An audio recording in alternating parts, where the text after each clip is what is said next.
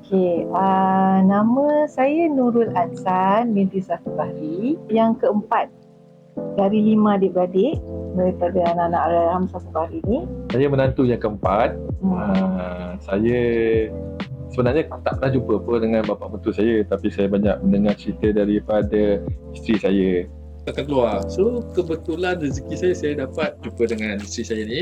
Tu saya tak macam orang kata apa, tak sangka lah yang isteri saya ni sebenarnya anak seorang pencipta lagu yang agak hebat masa zaman era dia orang kan. So The Late Safie Bahri ni sebenarnya dia ni dekat, bukan kat Malaysia, tapi dekat Malaysia memang dikenal, tapi dekat luar negara dia sangat-sangat terkenal sebenarnya. So dia ni antara insan terhebat dalam dunia seni.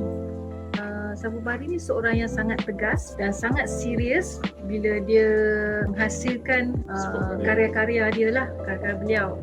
Dan tapi dalam masa yang sama, beliau seorang yang sangat lucu juga sebenarnya. Tapi kata-kata beliau tu sangat pedas, sangat bernas bila dia bercakap dengan orang lah. Dan beliau ni dia selalu dipanggil untuk jadi macam juri untuk bintang ATM masa tu, untuk apa-apa yang pertandingan musikal lah yang ada di Malaysia masa tu. Safie Bahri ni lahir di Payakumbuh, Sumatera, Bukit Tinggi. Masa usia muda beliau ni, arwah ibu cerita yang dia ni suka mengembara, suka melukis, suka puisi, bersajak. Itu adalah minat-minat beliau lah. Beliau ni tak banyak bercakap, seorang yang tak banyak bercakap, tapi dia sangat serius dan banyak idea lah. So dia daripada kecil dia memang belajar muzik, daripada kebanyakannya guru-guru dia daripada orang-orang Belanda, orang-orang Perancis. Beliau sangat mahir bermain saksofon. Pada umur 13 tahun beliau dah mula menyertai kumpulan orkestra Indonesia Jakarta lah masa tu. Dan pada usia 18 ke 20 tahun dia terus dah jadi macam orang cakap apa, dia menerajui orkestra Indonesia tu sendiri. Jadi sebenarnya sebab beliau sangat berbakat, jadi sebab tu dia cepat naik lah. Kalau di kalangan dia punya rakan-rakan tu, beliau tu macam terselah lah sebab dia punya bakat dalam bidang muzik ni kan. Saya dapat daripada cerita pada adik-beradik, beliau ni kalau tiba-tiba dia datang satu idea, dia akan ambil pen atau pensel, dia ambil pensel dia akan sketch terus buat note. Macam lagu Malaysia Berjaya, dalam masa 1 hari je dia buat lagu tu. Memang sangat amazed lah. Nobody can do that kan.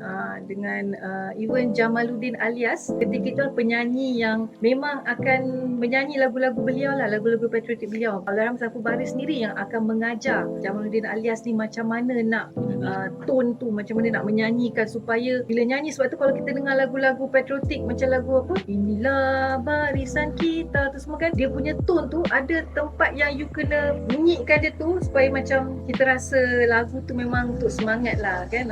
Selain daripada beliau menang semasa mengubah lagu kebangsaan kita, lagu negara dipilih oleh Tunku Rahman, yang telah dipilih oleh Tunku Rahman, pada negeri beliau ketika itu juga buat lagu-lagu untuk negeri-negeri seperti Negeri Selangor, Negeri Melaka, lagu untuk Dewan Bahasa Pustaka, lagu Muhibah, dan juga lagu-lagu patriotik seperti Malaysia Berjaya, Prajurit Tanah Air, Semboyan Angkatan Laut, Samudra Raya, dan juga Semalam di Malaya. Sebenarnya apa yang arwah ibu cerita, ketika itu Malaysia tahun 50-an 60-an belum, Malaysia dari bidang penyanyian ataupun orkestra kita tak berapa advance lagi tau, tak maju, tak seperti negara jiran kita Indonesia lah ketika itu. Sebab tu bila Safie Bahri datang ke Malaysia, dia ditawarkan untuk bekerja di Finas ataupun filem negara ketika itu, sebab kita perlukan dia punya expertise. Tapi sedih lah sebab patutnya ketika itu kan kita patut ambil banyak kepandaian ataupun manfaat daripada dia kan. Banyak dia punya idea-idea tu disekat ataupun dia tak dapat nak mengembangkan sangat dia punya ni lah idea-idea dia kan. Mungkin ada restriction and limitation kan. Memang sangat sedih lah, sangat sedih sebab this is already like ni dah tahun 2024. Tapi kalau kita tanyalah, tak payah tanya ramai-ramai lah, macam saya cakap tadi kan, 10 orang belum tentu lagi 1 orang pun boleh nyatakan siapa, apakah asal usul lagu Negaraku ni, ataupun siapa sejarah lagu Negaraku ni, pencipta dia, pengubah dia siapa. Rasanya tak siapa yang boleh ceritakan dengan penuh detail. Rasa macam sesuatu perlu dibuat lah. Penghargaan pun tak ada untuk Allahyarham Sabubari ni. Macam saya sebagai menantu, saya merasa bangga, sangat-sangat bangga. Of course my father-in-law is somebody. Dia macam pahlawan yang tak didendangkan. Contribution, saya rasa my father-in-law dia contribution lagi besar dekat Malaysia ni. Hari-hari Sampai sekarang pun belum ada lagi replacement lah. The right person to replace him lah at the moment. Kita orang waris dia belum tentu lagi boleh menghasilkan lebih ataupun apa yang dia dah buat untuk negara. Itulah macam setiap tahun nama beliau ni cuma akan diingati ketika setiap kali 31 hari bulan Ogos. Okey, dan ketika itulah barulah ada wartawan-wartawan ke atau mana-mana organisasi yang ingin bertanya kepada kami waris-waris tentang beliau. Tapi bendanya tetap sama setiap tahun kan.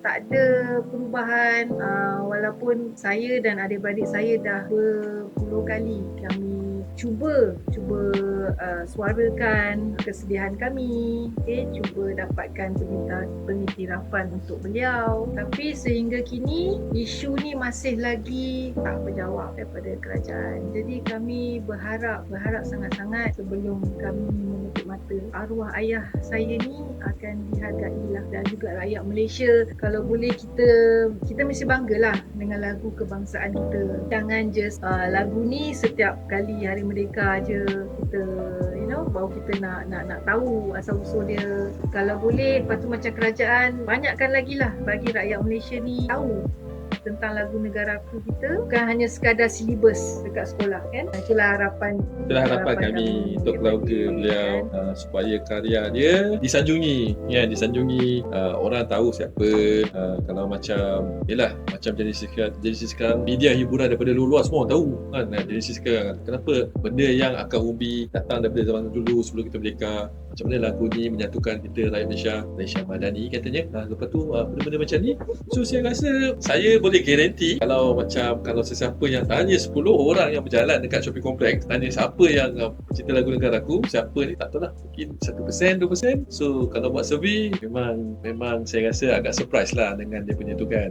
Tapi itulah, kami harap benda ni dia disanjungi, dia dikenal, beliau diiktiraf sebagai seorang komposer yang terhebat. Jasa bakti beliau dekat negara kita, tanah kita Malaysia yang kita cintai ini dikenal di setiap level, dari tingkat umur, agama, bangsa, siapa-siapa saja yang menjadi rakyat Malaysia ni tahu siapa beliau sebenarnya, asal usul ni datang mana kan. Itulah harapan kami. Terima kasih.